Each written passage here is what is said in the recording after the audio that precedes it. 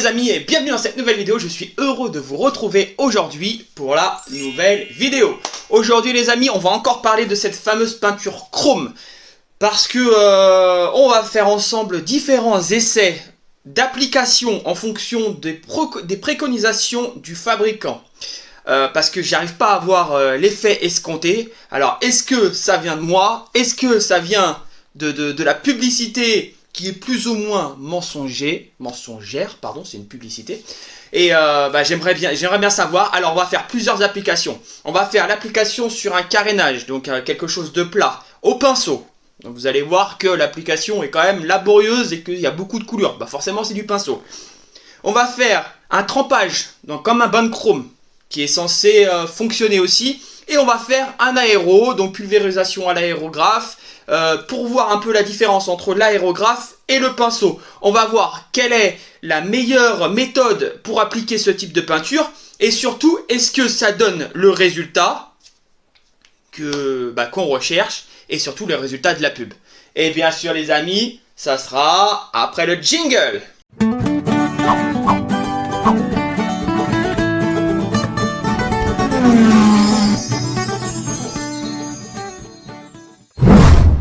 Alors les amis, avant de commencer quoi que ce soit, avant de commencer n'importe quelle manipulation pour vérifier si cette peinture fonctionne, je veux vous montrer d'abord la vidéo du fabricant et vous allez voir avec la facilité avec laquelle il applique cette peinture et vous allez voir le résultat, il est franchement super. Allons-nous obtenir le même résultat? Je vous laisse avec la courte page publicité du fabricant.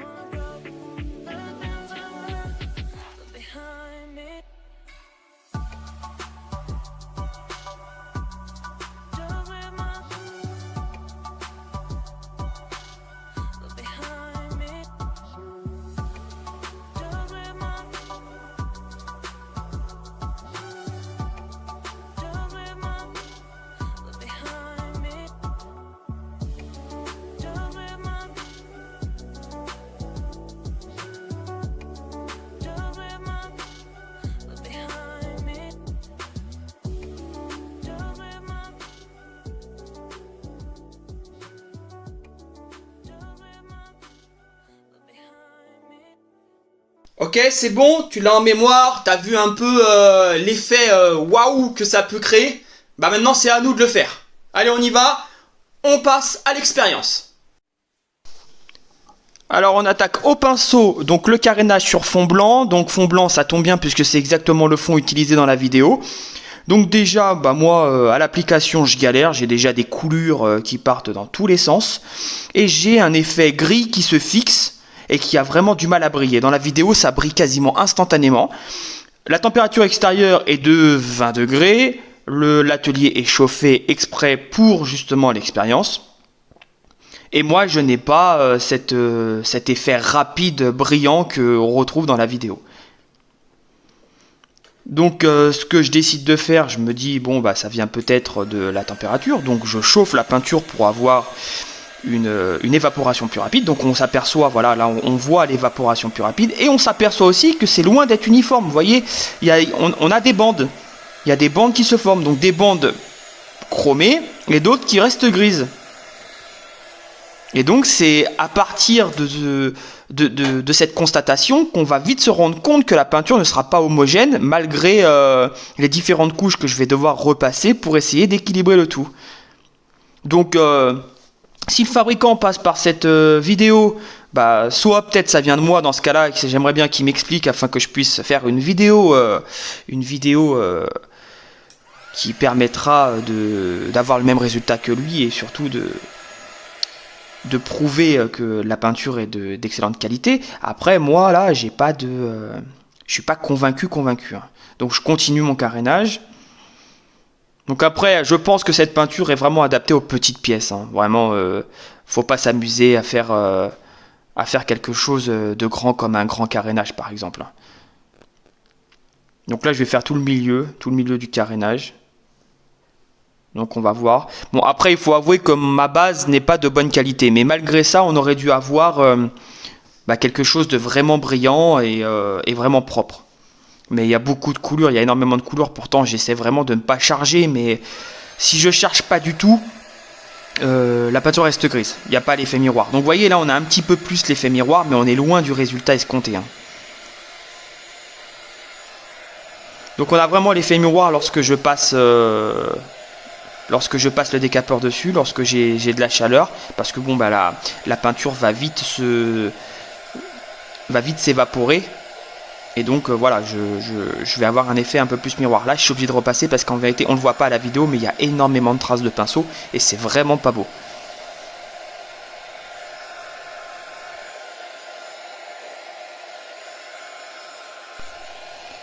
Donc je continue, j'essaie d'avoir vraiment une peinture le plus homogène possible. Donc il y a pas mal de défauts au niveau du carénage. Déjà il y a des grosses paillettes parce que j'avais fait un test de paillettes dessus, donc il y a des grosses paillettes dessus, mais c'est pas ce qui pose souci en fait. Moi ce que je cherche à voir c'est vraiment l'effet miroir quoi. Donc je continue à chauffer, mais sans le résultat ne bouge plus. Hein. Donc maintenant bien sûr il va falloir laisser sécher le carénage tranquillement pour avoir un maximum d'effet miroir. Donc là je passe à l'aérographe. Donc l'aérographe met un petit peu de temps avant de pouvoir cracher la peinture. Voilà, donc c'est parti. Donc je vais faire une petite partie à l'aérographe, vraiment un petit carré, juste pour vérifier si on a vraiment un résultat différent. Donc avec l'aérographe, la pression n'est pas assez puissante. J'ai pas mis une pression assez puissante, donc j'ai pas énormément de peinture qui sort. C'était voulu, je voulais pas de coulure, mais donc on va vite se rendre compte qu'il va falloir passer plusieurs fois au même endroit afin de projeter beaucoup de peinture, avoir une épaisseur assez importante pour que l'effet miroir commence à ressortir. Donc maintenant je le fais avec un petit peu de chauffe. Donc pareil qu'au pinceau, la chauffe améliore la qualité du rendu, améliore l'évaporation de la peinture et donc l'effet miroir apparaît plus vite. Enfin l'effet chrome plutôt parce qu'on n'a pas d'effet miroir.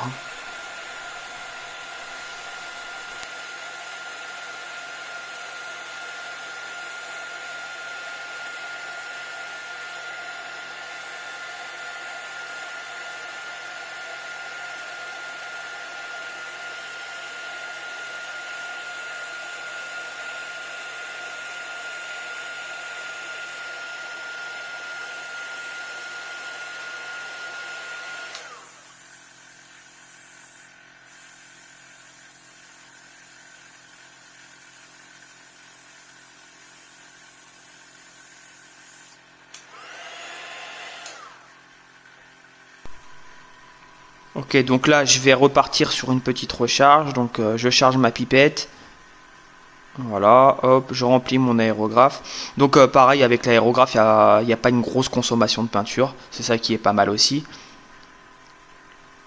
Mais le résultat à l'aérographe me satisfait plus que celui au pinceau parce que déjà je n'ai pas de coulure, la peinture est étalée de façon plus homogène, donc pour le moment j'opterai plus pour une application au pistolet.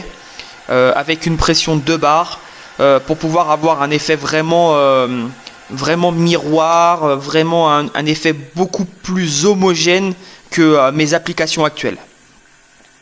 Maintenant reste à voir le bain de chrome, ce que ça va donner. Enfin si on peut appeler ça le bain de chrome.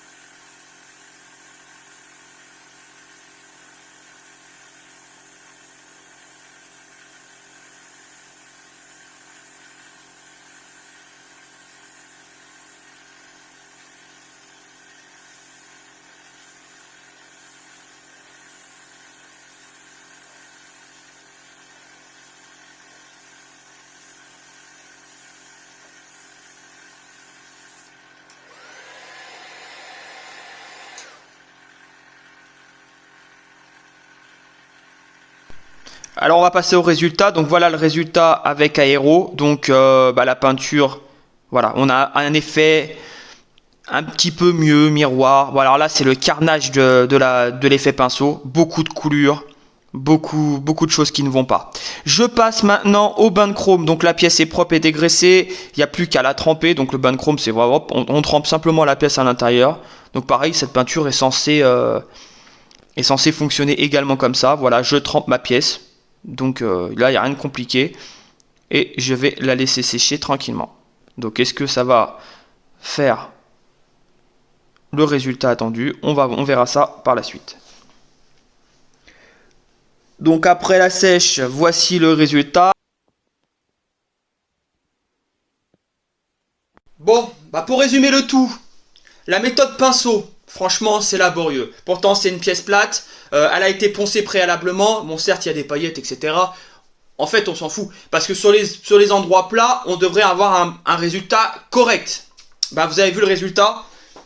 Franchement, oui, c'est chrome, ça brille. Ça dégouline de partout, mais c'est du pinceau, donc pour moi, je trouve ça normal que ça dégouline. Ensuite,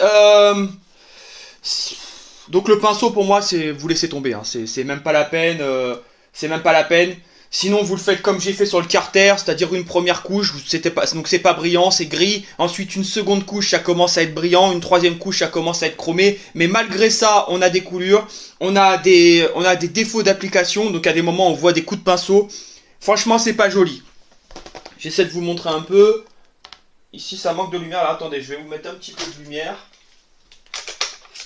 Voilà. Bon, vous voyez, on voit même pas la lumière se refléter dedans. Donc pour moi, c'est un gris très brillant, mais c'est pas un effet miroir chrome. Ensuite, on a ici l'aérographe. Donc l'aérographe, c'est un petit peu mieux, mais c'est pas non plus fou. Voilà, vous voyez, avec la lumière, bon, on voit un petit peu plus le reflet de la lumière. Voilà, là, on voit la lampe à l'intérieur.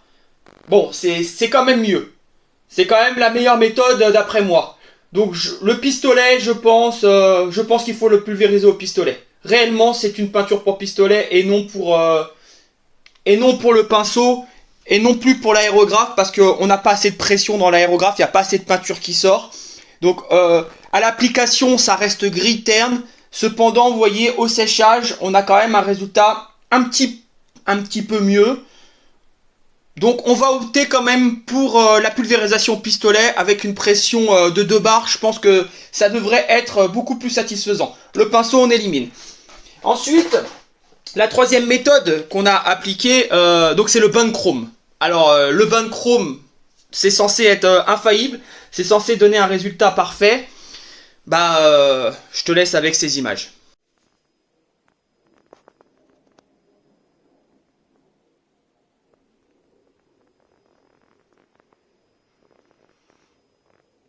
Donc le bain de chrome, c'est clairement ce qu'il y a de mieux. Franchement, mais voilà, ça reste pour de la petite pièce. Parce que c'est une peinture qui coûte très cher. Là on est sur 100 € pour 250 ml. Donc si vous voulez tremper une grosse pièce, vous imaginez qu'il va falloir un contenant assez important pour pouvoir tremper sa grosse pièce. Donc là on en a pour des tarifs, en gros, vous l'emmenez chez un professionnel pour faire un bain de chrome, ça coûtera moins cher. Par contre, pour de la petite pièce comme ça, oui, vous voyez, le résultat est plutôt intéressant. On a un réel effet chrome. Par contre, il faut s'y prendre à 2 fois. Donc la première couche, vous la faites. Comme c'est un bain de chrome, ça met énormément de temps à sécher. Hein, vous comptez facilement 2 jours de sèche. Et ensuite, si vous n'avez pas l'effet escompté, hop, vous refaites un bain de chrome. Donc pour moi, c'est la meilleure méthode. C'est celle qui a le plus de résultats. Après, bon, le pistolet aussi, ça fonctionne plutôt bien. Mais alors, le problème, c'est qu'il faut quand même mettre une couche assez importante pour avoir l'effet miroir. Et là, vous avez vraiment un risque de coulure. Les tests ont été réalisés sur une température de 20 degrés. Donc, c'est ce qui est normalement plus qu'optimal pour réaliser cette expérience. À chaque couche, j'ai mis un petit coup de chauffe sur la peinture. La peinture peut être chauffée à 150 degrés. Donc ça permet de l'évaporation plus rapide des solvants, etc. pour pouvoir avoir l'effet brillant plus rapidement. Mais malgré ça, on n'a pas un résultat fou comme la vidéo précédente, quoi. Voilà les amis, bah, j'espère que ce petit test t'a plu. Moi je suis perplexe sur le résultat, quoi. Je suis pas... Pour le prix, je suis pas 100% convaincu. Alors après, le fabricant, il propose des bombes de peinture. Donc à voir si le résultat est meilleur. Je sais pas si c'est la même formule de peinture. Mais franchement, à voir. Je serais curieux de savoir si cette bombe pouvait faire un effet miroir, comme le dit la pub. Donc les amis, si cette vidéo t'a plu, n'hésite pas à lâcher un pouce bleu. Et puis, comme d'habitude, on se retrouve pour la prochaine vidéo très rapidement. Allez, salut les amis.